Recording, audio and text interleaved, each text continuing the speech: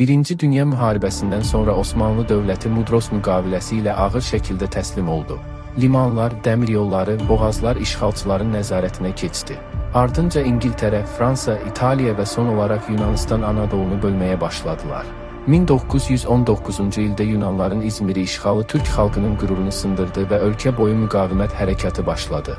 Bu çətin dövrdə Osmanlı hökuməti asayişi bərpa etmək üçün Mustafa Kamal Paşanı Samsuna göndərdi. Lakin o, əksinə, xalqı mübarizəyə səslədi və Amasya bəyannaməsi ilə hakimiyyət millətindir fikrini irəli sürdü. Ərzurum və Sivas konqreslərində milli birliyə nail olundu və Ankarada Türkiyə Böyük Millət Məclisi yaradıldı. Qalib dövlətlər Osmanlıya Sevr müqaviləsini qəbul etdirdilər. Bu sənəd ölkəni parçalayır, Anadolunu müxtəlif dövlətlərə bölürdü.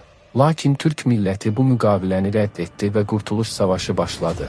Şərqdə ermənilər, cənubda fransızlar, qərbdə isə Yunanistanla amansız döyüşlər aparıldı. 1921-ci ildə Sakarya zəfəri, 1922-ci ildə isə böyük hücum qələbəsi ilə Yunan ordusu tam məğlub edildi. Türk əskəri 9 sentyabrda İzmiri azad etdi. Bu qələbələrdən sonra Lozanna müqaviləsi imzalandı və Türkiyənin sərhədləri beynəlxalq səviyyədə tanındı. Nəhayət, 1923-cü il oktyabrın 29-da Türkiyə Cümhuriyyəti elan edildi. Mustafa Kamal Paşa isə ölkənin ilk prezidenti seçilərək Atatürk adını aldı.